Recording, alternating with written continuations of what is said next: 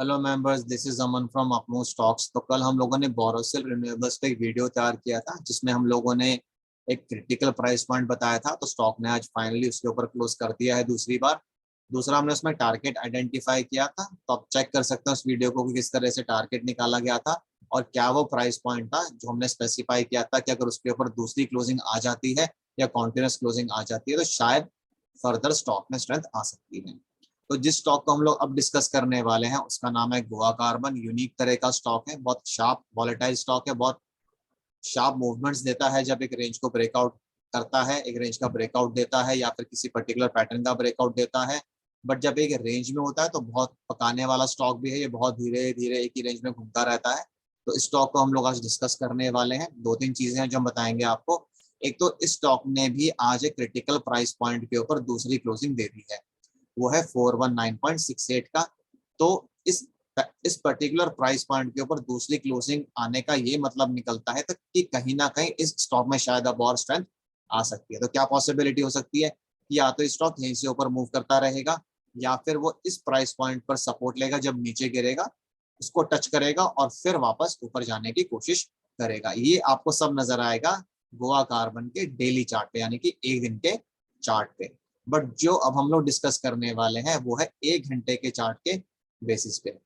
हालांकि daily chart पे आपको सिर्फ इतना नजर आएगा कि स्टॉक में स्ट्रेंथ है, बट एक घंटे के चार्ट पे आप इसमें कुछ पैटर्न्स को भी आइडेंटिफाई कर पाएंगे, एक पैटर्न को भी आइडेंटिफाई कर पाएंगे और उसके बेसिस पे टारगेट को निकाल पाएंगे। तो हम वो डिस्कस करेंगे आपके साथ। आप देख सकते हैं कि यहाँ पे हमने कुछ लाइंस ड्रॉ की हुई है। ये एक फ्लैग नजर आ रहा है जिसका अपर बैंड ये है, लोअर बैंड ये है और ये उसका पोल है फ्लैग का। तो इस पैटर्न के बेसिस पे जो गोवा कार्बन का टारगेट निकल कर आ रहा है अभी, वो है 486 रुपीज का। इस टारगेट को हम लोगों ने कैसे निकाला उसको डिस्कस कर लेते हैं।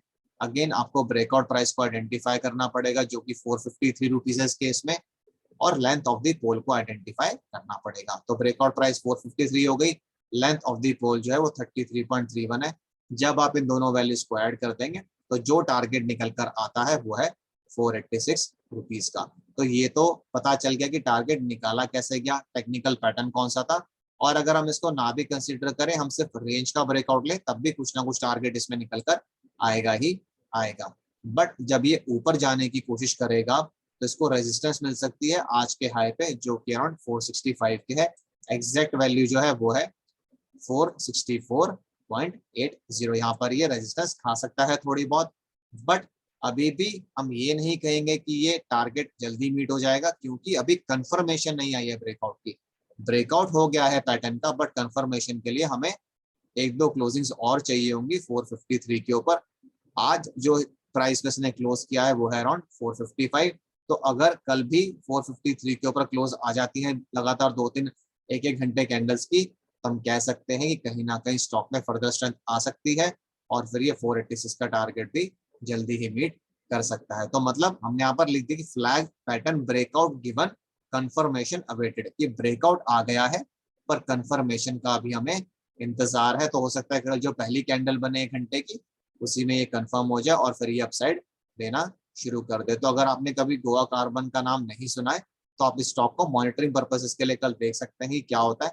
किसी भी हालत में ये स्टॉक जो है वापस इस रेंज में नहीं घुसना चाहिए कल, क्योंकि अदरवाइज फिर ये फ्लैग पैटर्न अभी के लिए कहीं ना कहीं फेल हो जाएगा और हमें फिर से वेट करना पड़ सकता है। ऐसा भी हो सकता है कि ये नीचे आए, तोड़े, फिर तोड़ के ऊपर जाओ और फिर दो तीन कैंडल्स बनाते हैं, मतलब फिर हमें ब्रेकआउट का वेट फिर से करना पड़ेगा। अभी ये एडवांटेज है कि अगर लगातार ही दो तीन कैंडल्स बना देता है ऊपर इस प्राइस के 453 के, तो फिर शायद जल्दी स्ट्रेंथ आ सकती है। फाइनल टारगेट इस पर्टिकुलर पैटर्न के बेसिस पे जो निकल कर आता है वो है 486 रुपीज का। हम लोगों ने इस वीडियो में जो डिस्कस किया है वो है फ्लैग पैटर्न। एक घंटे के चार्ट पे, एक दिन के चार्ट पे ये स्टॉक स्ट्रेंथ दिखा रहा है अभी, बट टारगेट निकालना ऐसा नहीं पॉसिबल हो पा रहा था, इसलिए फिर हम लोगों ने एक घंटे का चार्ट यूज किया है।